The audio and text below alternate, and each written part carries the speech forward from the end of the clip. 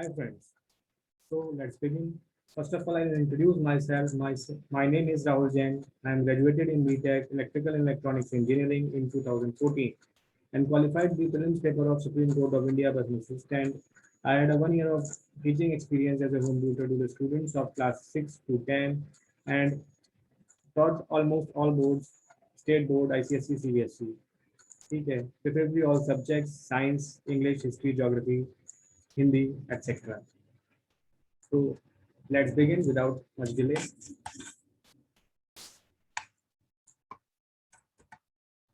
Our today's topic is electricity.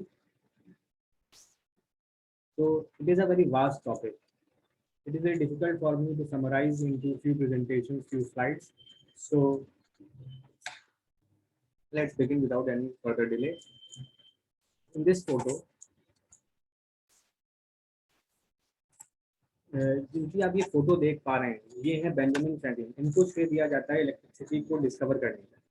ठीक है, और इनका बहुत ही फेमस एक्सपेरिमेंट है काइट एक्सपेरिमेंट, जिसको इन्होंने परफॉर्म किया सिर्फ ये बताने के लिए कि जो लाइटनिंग है, जो बिजली है, उसमें भी इलेक्ट्रोस्टैटिक चार्ज होता है. ठीक, इसके लिए उन्होंने यूज़ किया एक सिल्क क्लॉथ से बनी हुई थी एक काइट का, एक बहुत ही लॉन्ग कॉपर कंडक्टर का, की का, और एक इलेक्ट्रोस्टैटिक स्टोरिंग डिवाइस जार का.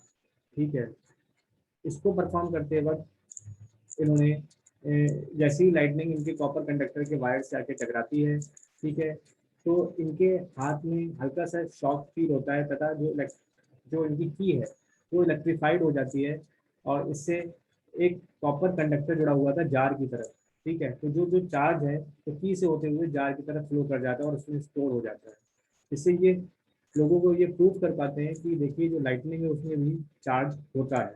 ठीक है, so let's move to other slide.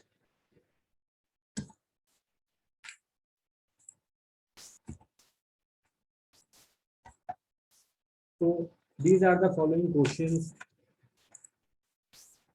which we discuss today in this presentation. First is, what is electric charge? What is electric current? Potential, symbol, circuit diagrams, Ohm's law, factor that control and regulate electric current in electric circuit, heating effects of the electric current.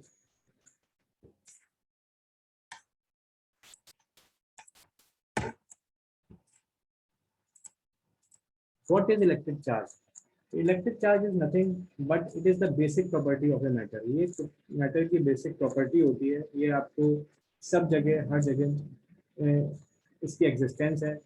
और क्या कहते हैं, जब आप किसी electric charge को electric field में रखते हो तो उस पर जो फोर्स लगता है इलेक्ट्रिक फील्ड की डायरेक्शन में वो क्यू ही लगता है, और जब मैग्नेटिक फील्ड में मूव कराते हो तो उस पर जो फोर्स लगता है वो क्यू ही लगता है. यानी आप ये देख सकते हो कि हमारे जो चार्जेस हैं उसको इलेक्ट्रिक फील्ड और मैग्नेटिक फील्ड दोनों में ही फोर्स को एक्सपीरियंस करना होता है. ठीक, और तो उसको सिंबल डिनोट करने का वो क्यू है और उसको हम लोग मेजर करते हैं कूलम्ब से. दो तरीके के इलेक्ट्रिक चार्जेस होते हैं, एक होता है पॉजिटिव चार्ज और दूसरा होता है नेगेटिव चार्ज. पॉजिटिव चार्ज में electric field line of forces को जो है हम उसमें उससे निकलता हुआ पाते हैं, और जो electric line of forces negative charge में हम जो है ड्रॉ करते हैं वो अंदर जाती हुई ड्रॉ करते हैं. इस तरीके से मानते हैं कि पॉजिटिव चार्ज से इलेक्ट्रिक लाइन्स ऑफ फोर्सेस निकलती हैं और नेगेटिव चार्ज में प्रवेश करती है, जैसे कि इस डायग्राम में शो हो रहा है.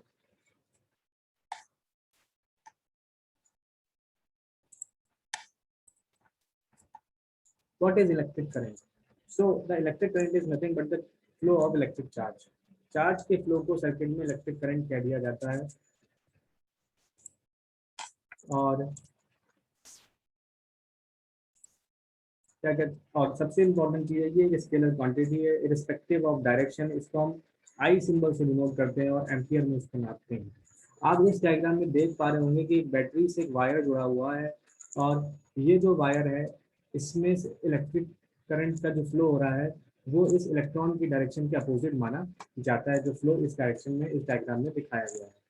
ठीक है, तो मोटा मोटा जो इलेक्ट्रिक करंट होती है वो इलेक्ट्रिक चार्ज का सर्किट में फ्लो होता है.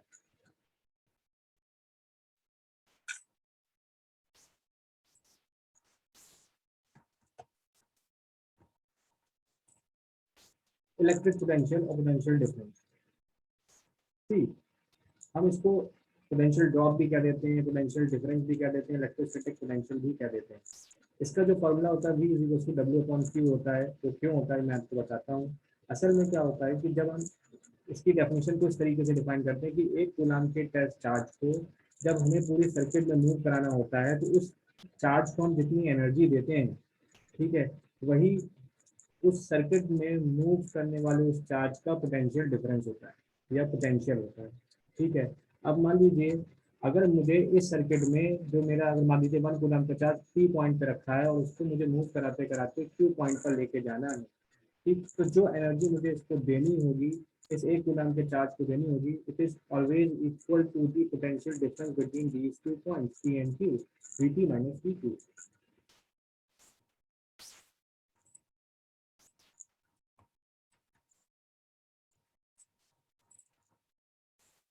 These are the symbols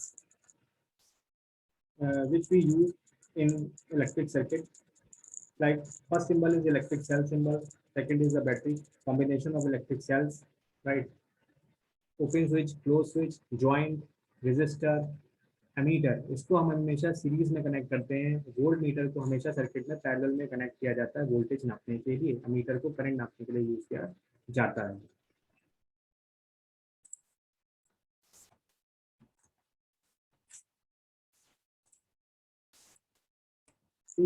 components हो गए, चाहे रजिस्टर हो गए, सेल हो गए, उनको किस तरीके से सर्किट में जोड़ा जाएगा, तो उनको जोड़ने के पॉसिबली 3 मेथड हैं। या तो हम उनको सीरीज में कनेक्ट करें, या पैरेलल में कनेक्ट करें, या फिर उन्हें दोनों ही मिक्सचर में कनेक्ट करें। यहाँ पे 2 रजिस्टर्स को सीरीज में कनेक्ट किया गया है, R1 और R2 को, सच दैट ए और बी के बीच अगर R1 R2 का जो इक्विवेलेंट रेजिस्टेंस होगा वो किस तरीके से शो किया जाएगा, R1 प्लस R2 के फॉर्म में शो किया जाएगा। वहीं जो ए और बी के बीच इक्विवेलेंट रेजिस्टेंस होगा पैरेलल कनेक्शंस का, वो किस तरीके से शो किया जाएगा, वो 1 upon R equivalent is equal to 1 upon R1 plus 1 upon R2 show किया जाएगा।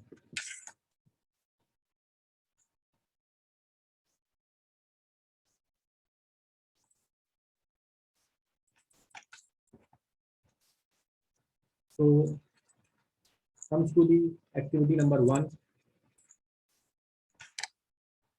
Here in this activity you will see first that what is the total resistance of the circuit, right? So the total resistance of the circuit, since you see in this diagram the bulb which is having the 20 ohm resistance and the conductor which is having the 4 ohm resistance are connected in series, and we know that in series resistance are added up. So the total resistance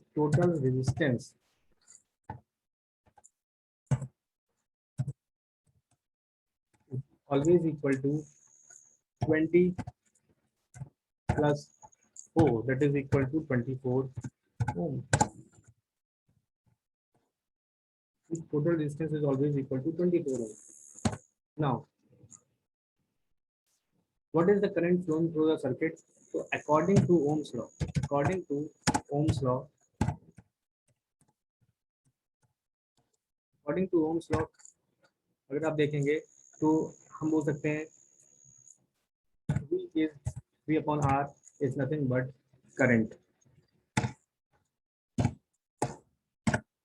तो current की value क्या हो जाएगी, current की value हो जाएगी V, जिसकी value कितनी दी हुई है 6 वोल्ट दी हुई है, और इसकी वैल्यू कितनी दी 24 दी हुई है। दिस इज इक्वल टू 0.25, और करंट को किसमें मेजर करते हैं, एम्पियर में मेजर करते हैं।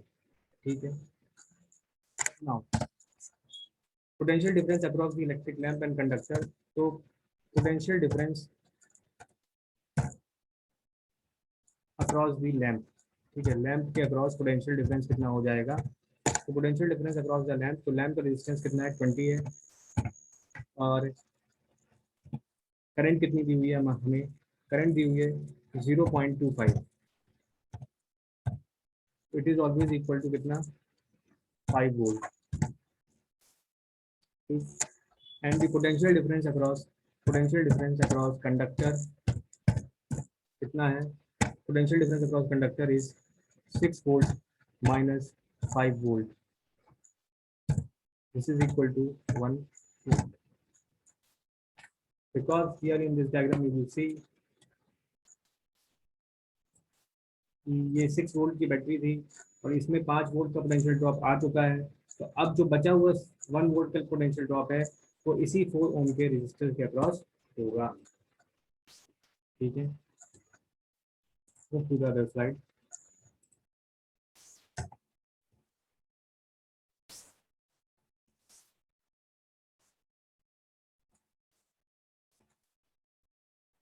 Resistance, resistance is nothing but the property of a material of a conductor. Resistance वो चीज होती है जो आपके करंट फ्लो को रेजिस्ट करती है, ठीक है, रोकती है करंट फ्लो को होने से, उसे हम लोग रेजिस्टेंस कहते हैं। इसको ओम्स में मेजर किया जाता है और इसको ग्रीक लेटर ओमेगा से शो किया जाता है।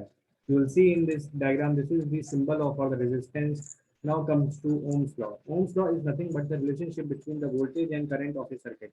Now, this relationship is always a straight line that is passing through a origin, which tells that voltage is always directly proportional to the current. और V by I का जो ratio होता है वो हमेशा रेजिस्टेंस ऑफ अ सर्किट होता है।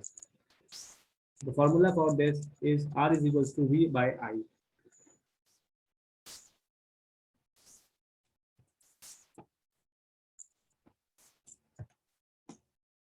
ठीक है, factor on which the resistance of the conductor depends.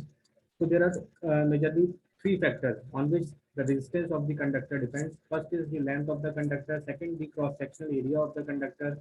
So first is the length of the conductor and second is the area of the conductor. जब आप इन दोनों इक्वेशंस को मर्ज करोगे तो आपको ये प्रोपोर्शनलिटी रिमूव करनी पड़ेगी। तो इसे जब रिमूव करोगे तो कांस्टेंट ऑफ प्रोपोर्शनलिटी ऐड करोगे वहां पर, जिसको हम लोग रो बोलेंगे, और electrical resistivity of the material of the conductor बोला जाएगा। अब इस केस में क्या होता है कि ये जो रो होता है ये नेचर ऑफ मटेरियल पर डिपेंड करता है। इसका मतलब आप यहाँ से देख सकते हैं साथ साथ की जो रेजिस्टेंस है वो 3 फैक्टर पर डिपेंड कर रहा है। एक तो लेंथ ऑफ द कंडक्टर, दूसरी cross sectional area of the conductor, और तीसरा nature of the material used to make conductor, right. Heating effect of the electric current, इसको समझाने के लिए मैं एक जनरल पर्पज का एक एग्जांपल लेना चाहूँगा। वो एग्जांपल ये है कि कैसे आप जब स्विच ऑन करते हो अपने इलेक्ट्रिक बोर्ड को और पंखा चलने लगता है, तो इस एग्जांपल को थोड़ा सा डीपली हम आज समझते हैं। इसमें क्या था बेसिकली कि जब आप स्विच बोर्ड से स्विच ऑन करते हो फैन का, तो होता ये है करंट फ्लो होती है, ठीक है, करंट फ्लो होती है सर्किट में, और आपका फैन जो होता है फैन वो इलेक्ट्रिकल एनर्जी को मैकेनिकल एनर्जी में कन्वर्ट करने लगता है और हमें पंखा उससे हवा मिलती है, ठीक। तो ये दो चीज़ें यहाँ पे सिर्फ हो रही हैं क्या? नहीं, यहाँ पे बेसिकली क्या क्या हो रही है कि हमने स्विच ऑन किया प्लस हवा हमको मिलने लग गई, ये चीज़ हमको दिख रहा है। लेकिन वन मोर थिंग कि यहाँ पर जो हो रहा है that is lost in that circuit. कैसे? यानी जो भी एनर्जी हम प्रोवाइड कर रहे हैं पंखे को चलाने के लिए वो 2 जगह इन्वेस्ट हो रही है। एक तो उस सर्किट में लॉस के तौर पे और दूसरी यूजफुल वर्क के तौर पे।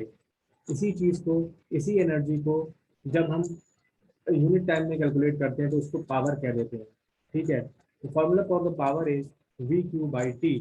We Q is nothing but the energy, energy, ठीक है। और energy supplied to the circuit is always P into T by this formula given, P into T, right? Now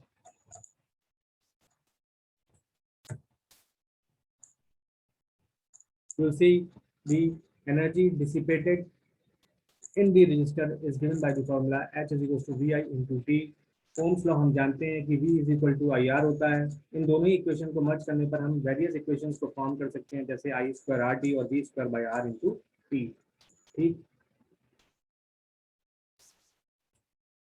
so come to the activity number 2।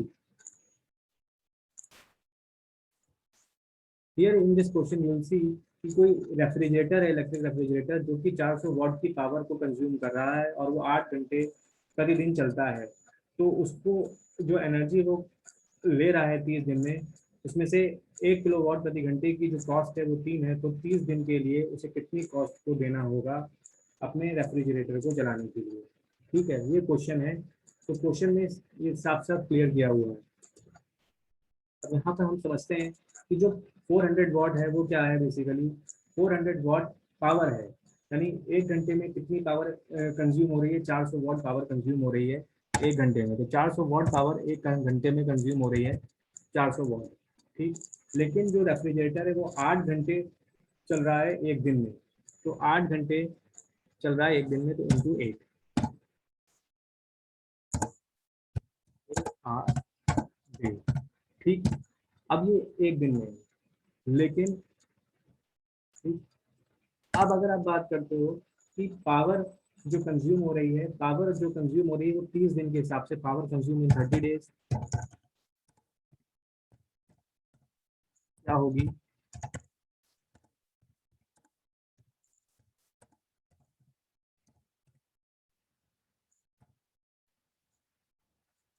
It is 400 into 8 into 30,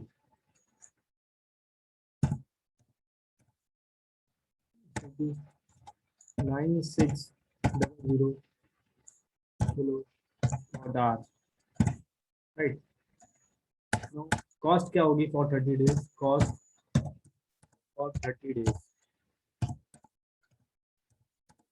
days क्या आ जाएगी? 96 kilo watt hour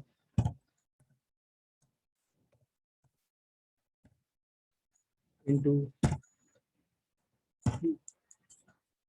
it is equal to rupees.